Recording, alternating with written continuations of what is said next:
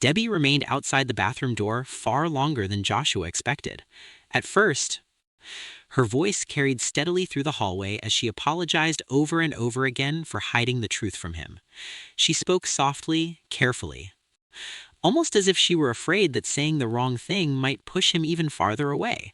But the more she apologized, the more painful the silence inside the bathroom became.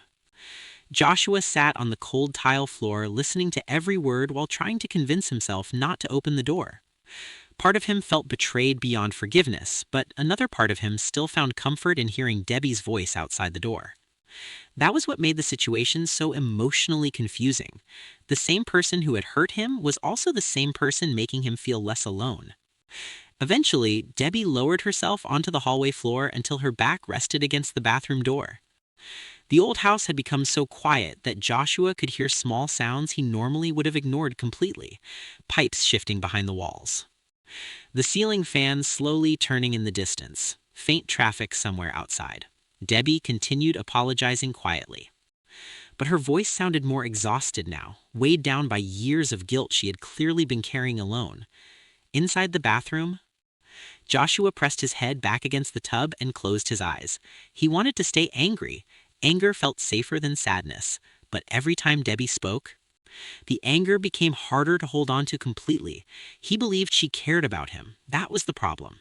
If she had been cruel or manipulative, cutting her off emotionally would have been easier. Instead, Joshua was trapped between betrayal and comfort, and he no longer knew which feeling hurt worse. Then suddenly, Debbie stopped talking. At first, Joshua barely noticed the silence, but the longer it lasted, the more unsettling it became. A few seconds turned into nearly a minute, and soon the quiet outside the bathroom door felt wrong. Fear slowly replaced his anger. His breathing changed as his mind immediately began imagining possibilities he did not want to think about. What if she left? What if those men came back? What if something happened outside while he sat hidden in the bathroom, pretending he did not care? That was when Joshua realized something uncomfortable about himself, even after learning Debbie had hidden the truth from him for years. Part of him still felt safer when she was nearby. Slowly, Joshua reached toward the doorknob. His hand hesitated before finally turning it carefully. The bathroom door creaked open, and Joshua immediately looked down the hallway, expecting to see Debbie still sitting there against the wall. But the hallway was empty. Joshua's chest tightened instantly. "Debbie?" he called out cautiously. No answer came back. He stepped farther into the hallway, his eyes moving quickly through the house. First the kitchen, then Debbie's bedroom, then the living room. Each room looked exactly the same as before, but without Debbie inside the house, everything suddenly felt colder and unfamiliar. The old wooden floors creaked louder beneath his feet now. The refrigerator hummed heavily in the kitchen. Even the house itself sounded older when he was alone inside it. Joshua eventually stopped near the front door. His eyes settled on the doorknob, and for several long seconds he simply stared at it. Part of him wanted to leave immediately. Another part wanted to run back into the bathroom and lock the door again. He slowly stepped closer until he stood close enough to touch the knob itself, but his hand never moved toward it. Fear stopped him completely. It was not fear of leaving the house. It was fear of what might be waiting outside. The image of those strange men standing in the backyard returned immediately. The fake uniforms, the silence, the feeling that danger had somehow wrapped itself around the house without fully revealing itself yet. Joshua stepped away from the door slowly, trying to calm the growing panic inside his chest. As he turned toward the dining room, something resting on the table immediately caught his attention. A folded note. Joshua approached it carefully and picked it up. Written neatly across the top were two words, "Dear Joshua." His eyes moved slowly across the page. "I hope you get to read this note before I return.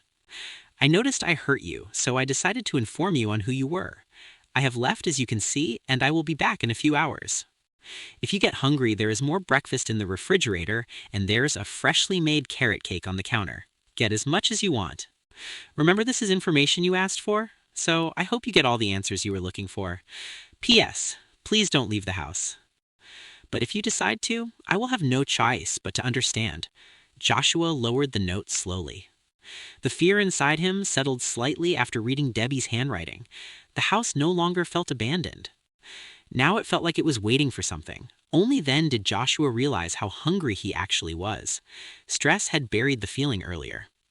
But now that the panic inside him had begun settling down, his stomach ached hard enough to remind him he had barely eaten all day.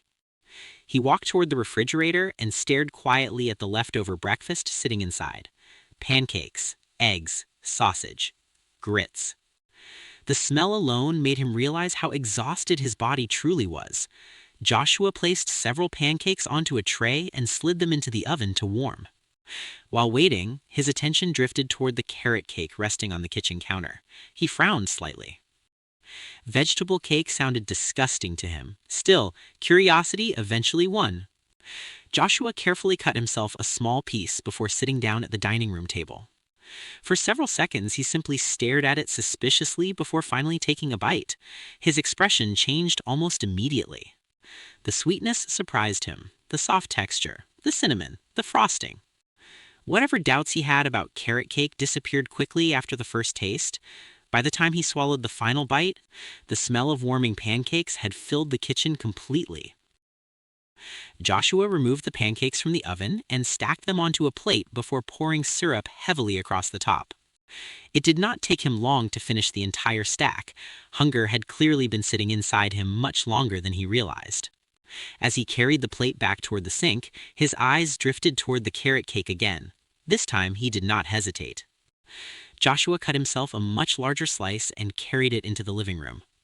He stretched out across the couch with the plate resting against his chest while taking slow bites and finally allowing himself to relax for the first time all day. The old house no longer felt threatening. The warmth from the food, the quietness of the living room, and the emotional exhaustion slowly began weighing heavily against him.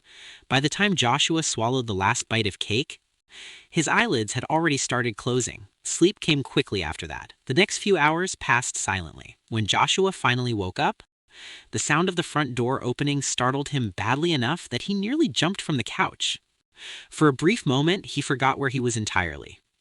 Fear rushed across his face instantly before disappearing just as quickly once he realized it was Debbie standing in the doorway carrying a brown paper bag. Debbie closed the door behind herself before noticing the empty plate resting beside him. "I see you got you some cake," she said softly. "Did you enjoy it?" Joshua rubbed tiredly against his eyes before nodding. "Yes, ma'am," he replied quietly. "I did." He stood up from the couch while holding the plate. "Where are you going?" Debbie asked. "I'm about to wash out this plate I had the cake in." Debbie held out the brown paper bag toward him. "You give me this," she said gently, "and you take this." Joshua handed her the plate while accepting the bag carefully. Debbie carried the plate into the kitchen, and as she reached the sink, her eyes immediately shifted toward the cake sitting on the counter. Nearly 1/4 of it was gone. A tired grin briefly crossed her face before she placed the plate into the sink and returned toward the living room. "Did you open the bag to see what's inside?" she asked. Joshua never answered verbally. By the time Debbie stepped back into the living room, the contents of the bag already rested across Joshua's lap, a thick brown folder. Joshua stared down at it silently before finally looking back up toward Debbie. "What's this?" Debbie sat down slowly across from him. And for the first time since returning home, her expression became completely serious again. "That folder is on your case," she said quietly. "I want you to read all of it." Joshua lowered his eyes back toward the folder. Debbie continued speaking carefully. "I also want you to pay close attention to the woman approaching me and getting me to reopen the investigation. I didn't understand everything at the time either, but eventually everything started unfolding." Joshua slowly opened the folder. The smell of old paper immediately drifted into the room. And resting on top of everything else was the official police report tied to the Valentine Children Case. Joshua opened the folder slowly, almost carefully, as if he already sensed the papers inside carried enough weight to change the rest of his life. The smell of old documents drifted upward immediately. Dust, ink, aging paper. The scent of something that had spent years buried inside filing cabinets and evidence rooms. The first several pages contained newspaper clippings, handwritten notes, photocopied witness statements, and photographs attached with rusted paper clips. But resting on top of everything else was the official incident report connected to the Valentine Children case. Joshua stared at the heading for several long seconds before finally reading. Metropolitan Police Department case file Valentine Children, case number VC 214-79, date of incident February 14-1979. The room suddenly felt quieter. Joshua slowly turned the page. Initial incident summary at approximately 8:42 p.m. on February 14, 1979. Dispatch received an emergency disturbance call from an unidentified resident reporting sounds of violent altercation, screaming, and possible domestic assault occurring at address withheld. Officer Benjamin Dunn arrived first on scene. Responding officers later noted Officer Dunn entered the residence prior to backup arrival, which violated standard response protocol regarding potentially violent domestic situations. Joshua paused there briefly. Even he understood that sentence mattered. Why would he go inside alone? Joshua asked quietly. Debbie's expression tightened slightly.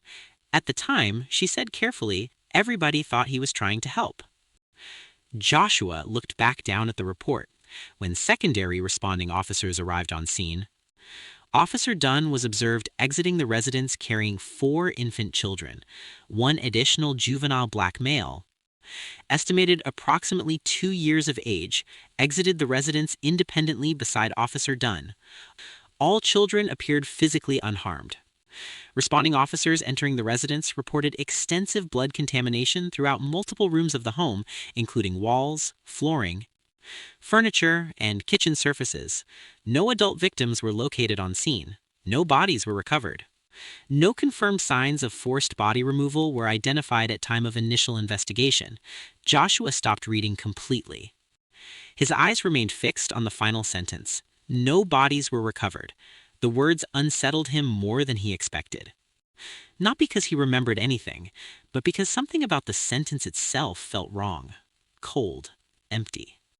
Like the report was describing horror without fully admitting it.